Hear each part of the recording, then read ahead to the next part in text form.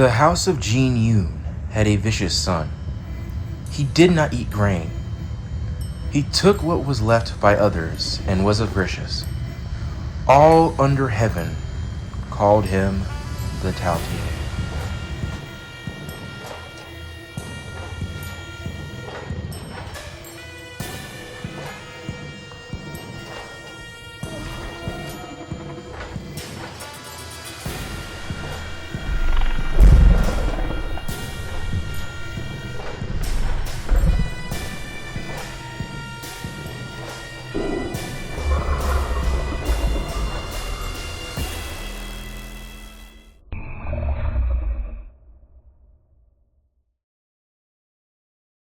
Hey guys, it's me, SkyPixel Gamer, and it has been a minute since I posted an actual video. Well, one that wasn't 2 minutes long. But now it's better than ever, right? So you may be confused on why I kind of shifted towards hybrid making, or you may be wondering what any of this is about. Well, for context, back in 2025, a pretty large content creator named Goji Center made a hybrid dinosaur called the Indom 2.0.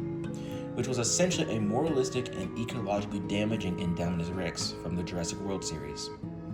During this, another creator named Goji Guy would be making hybrids of his own just for the sake of fun. After seeing the Indom 2.0, Goji Guy decided to try and make a powerful hybrid able to take it down called Hank.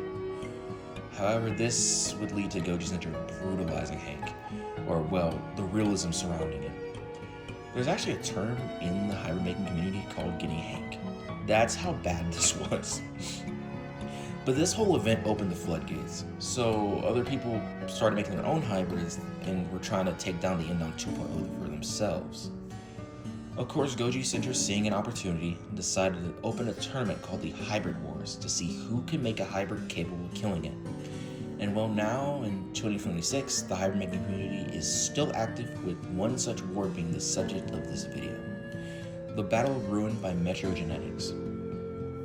I had actually came up with this hybrid for any future Goji Center wars, but seeing as this year's war is actually an aquatic one, this guy wouldn't fare too well in it. But I noticed that a smaller content creator named Metro Genetics was holding these America's Got Talent like hybrid tournaments, and the theme was mythical creatures for that week's. And so of course, with this guy in the drafts, I decided to finish it. Please go check out my post about this hybrid after watching this. It's basically just a quick summary of this video. So yeah. Unfortunately, I had gotten second to what was essentially a pair of pants. But it was still fun. And I had heard about a tournament he was hosting called the Battle of Ruin prior, so I pretty much just asked during his live stream if I could send my hybrid to it, and he was perfectly fine with it. This is very in character with my hybrid because, of course, a greedy hybrid would want first instead of second, especially to a pair of pants. But I know this seemed a little ranty, and it was, but I felt like the context was needed. Anyways, let's go ahead and get on to the hybrid's contributors.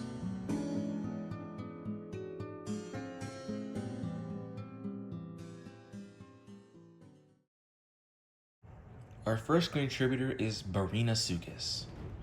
This Barina Sukid will provide the base.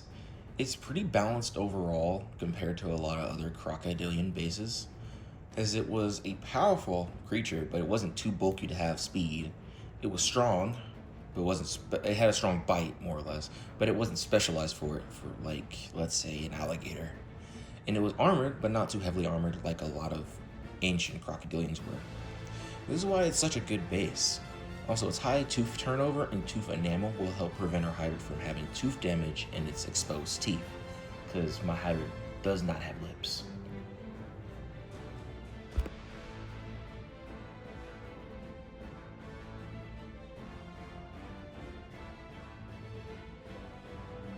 Our second contributor is the Komodo Dragon. The Komodo Dragon is a very common contributor in the Hybrid Wars. However, I feel like a lot of the traits of the creature are being underutilized. For example, its foot pads can help bigger hybrids with weight bearing since they act as support for the foot, or its iron-coated teeth. It's also strangely intelligent for a lizard, being able to remember keepers and treating them differently on if they're familiar or not. It's Jacobson's organ, which is not super underutilized but could be used more, allows it to track down opponents. Its expandable neck pouch, stomach, and ribs allow it to swallow prey that's up to 80% of its body weight, which on a hybrid our size is quite a lot. But we really know the reason everyone's been using the Komodo dragon, and that's its venom. The venom will stop clotting and cause hybrids to bleed out if bitten. Of course, our own hybrid is immune, as Komodo dragons are immune to their own venom. So thankfully, there aren't many options on bleeding out our hybrid.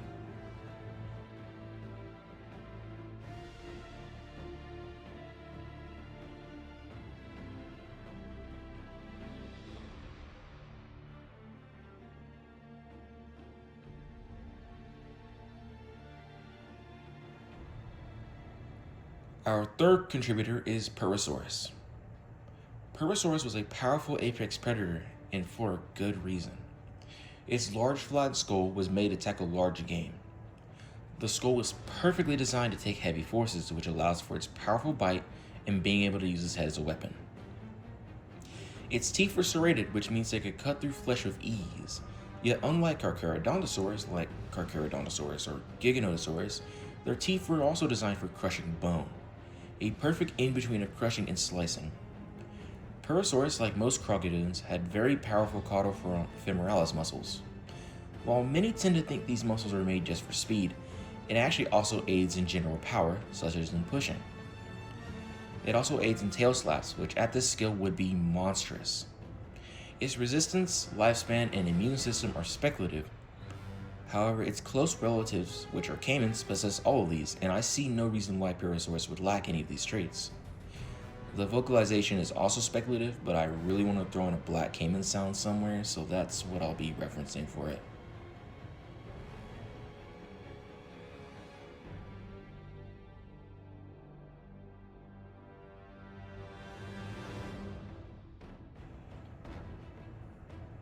Our fourth contributor is Mycosuchus whitehunterensis. Mycosuchus will give our hybrid a powerful neck and strong back muscles made for thrashing prey. This will allow our hybrid to ragdoll smaller animals and even perhaps toppling or tripping animals of a similar weight by just clamping on a leg or the neck and yanking. The forelimb strength will help allow our hybrid to wrestle down other hybrids with its weight and limbs. Another contributor later on adds onto this. Mycosuchus also had proportionately large eyes, making it have keen vision.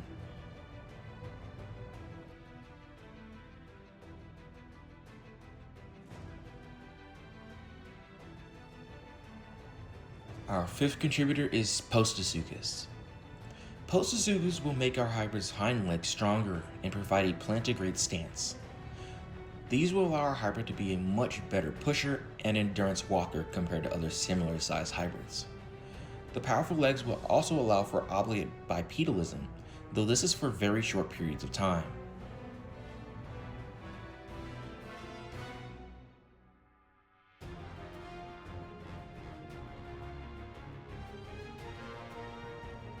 Our sixth contributor is Revoltosaurus. Revoltosaurus is a weirdly underutilized animal. Its powerful tail harbored something very unique in its kind, and that had a tail club made of fused osteoderms. Unlike those in Ankylosaurus, it seemed to have a wider range of motion with the tail, which while not being as powerful now, it really won't matter as much as this scale, since this thing is huge. At this scale, it'd probably do even more damage, to be honest. But Revoltosaurus will also provide a flexible body armor on its underside, so it can keep some level of agility even at this great size.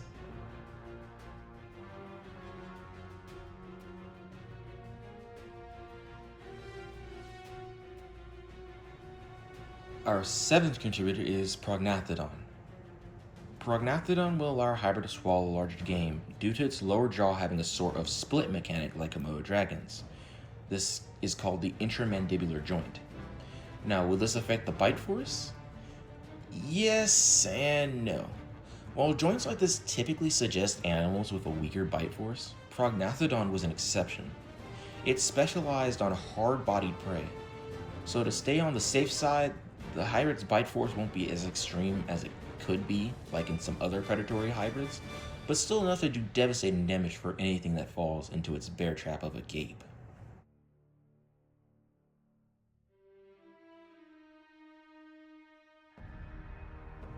Our 8th contributor is Shantungosaurus. Shantungosaurus was chosen for its size. There's not much else to say here.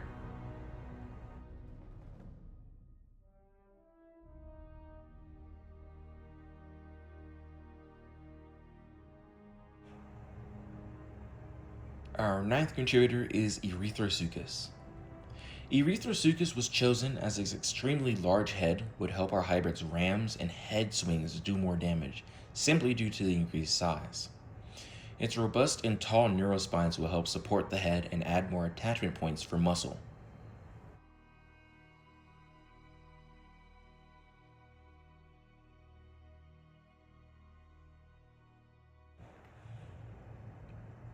Our 10th contributor is Caprisuchus. Caprisuchus will be providing its forward-facing eyes. I chose to use its forward-facing eyes instead of some other contributors on here because it's a crocodile and that would be more congruent with the base. Besides that, the keratin shield will allow our hybrid snout to be armored and a powerful ramming tool for head-on collisions, and its fangs will allow for a smaller point of contact, increasing the force applied when biting.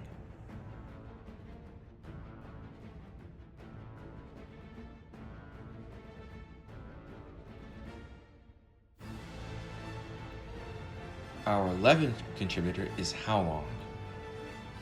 Howlong was used for its quills. These serve as an extra layer of defense alongside its armor.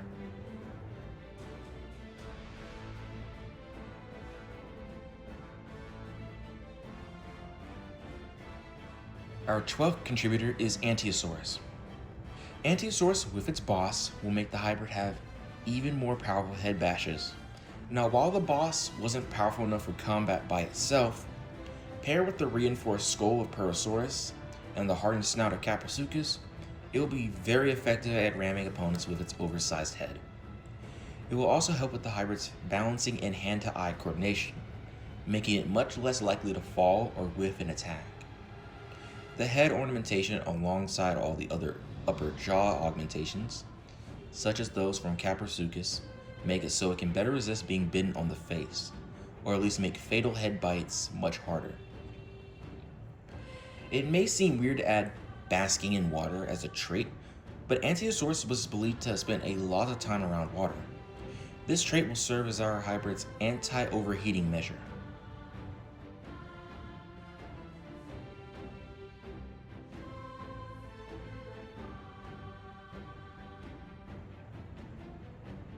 Our 13th contributor is Cymodsaurus. Cymodsaurus is a very obscure creature. The art I'm using is actually of a close relative called Cosmodraco, but it's an underrated one. It had a strong neck made for lateral and vertical motions, allowing our hybrid a wide range of head movement. It also provides sharp bony ornamentation on the sides of the skull. This will make its lateral head rims more damaging.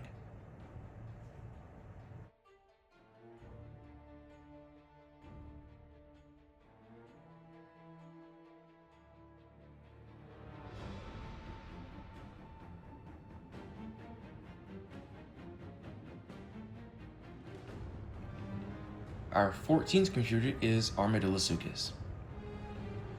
Armadillosuchus is a surprisingly good contributor for a hybrid like this. Its limbs were strong and long, allowing for it to better move dirt for burrowing. This extra limb strength will also aid in pushing opponents around, whether with its power and bulk or with the limbs itself. Armadillosuchus was extremely armored, with even its neck being protected. Its armor was strong yet flexible, and is also very versatile in terms of what can be paired with it. This is due to it likely being covered in leathery skin in life, which would allow the Howlong quills to sit on top of its armor. The burrowing will allow our hybrid to avoid searing heats in competition. If an opponent enters its burrow, it's going to be met with either a strong club tail or powerful jaws. Either way, it's an impassable wall with jaws.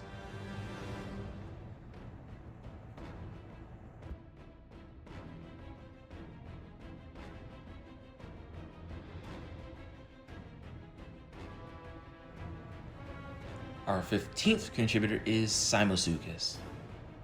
Simosuchus is pretty self-explanatory. It's just for better leg protection.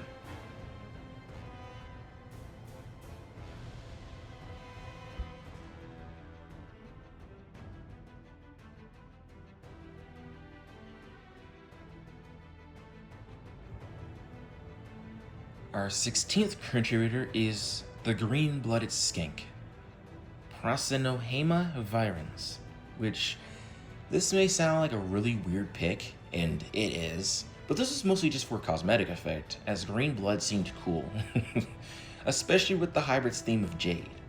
But it may also serve as repellent for parasites, something an animal with a lifestyle like this would need.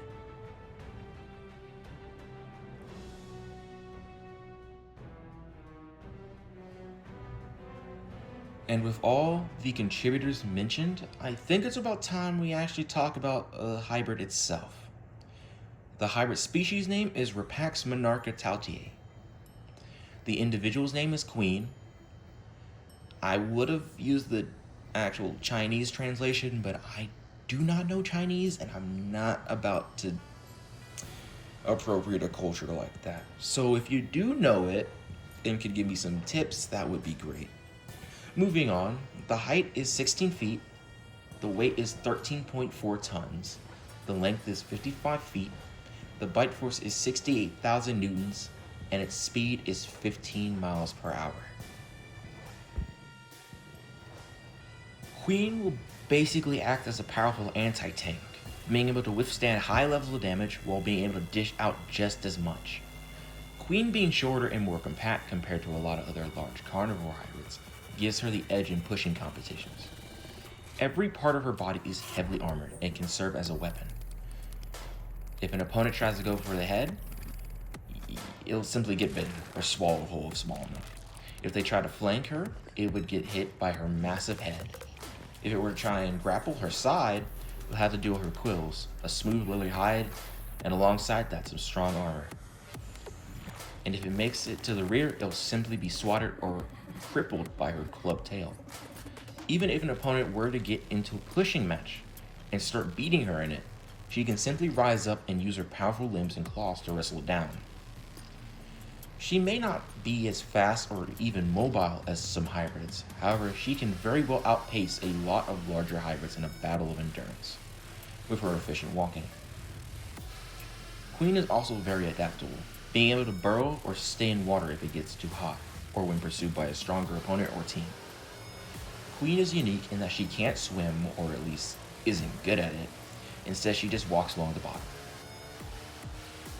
Queen is a greedy animal, though one of intelligence.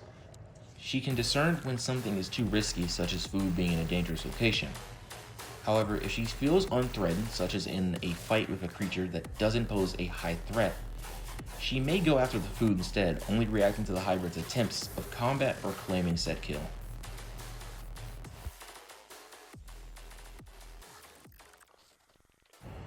And with that, that's pretty much everything I wanted to say about Queen. Well, everything that was scripted. I do have a couple things that I do want to point out. Queen herself is based off the Taotie, which is a Chinese mythological creature, or more or less a great evil, kind of like a sin in the Bible. That's a pretty simplified version of it, but even the quote I used is more or less referring to the Taotie as a less physical thing and more of something you can describe somebody, like a greedy person. But it's also been described as a creature. And basically, when it's been described as having eyes on its shoulders and a large gaping mouth. Oh, it's also very, tied to jade and bronze due to artwork of the time. And, well, I think it does the Taotie design well. Or, I do also want to say, I don't think I'm pronouncing it right. Because I've heard a lot of pronunciations. I know in The Great Wall, like in that one movie, they pronounce it like Taotie or Taotie. Either way, I'm pretty sure both of those are wrong. And I think the closest thing is something along the lines of Taotie or Taotie. And Taotie is just a lot more comfortable to say, so that's why I've been saying it. But besides that, I think a couple of other inspiration for her design come from like Chinese dragons as well. That's actually where I got the head ornamentation idea from. During the tournament, Baku, which is a well-known figure in the hybrid community, the guy is insane. He made a bug that explodes and it somehow works. But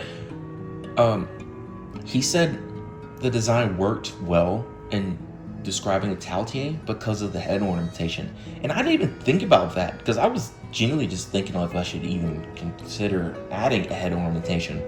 But I mean, Caprasuk is an Ankylosaurus were right there, so I added those in for that. But yeah, I genuinely was not planning on adding head ornamentation like that. But I'm so glad I did, because it seems to get the message across well.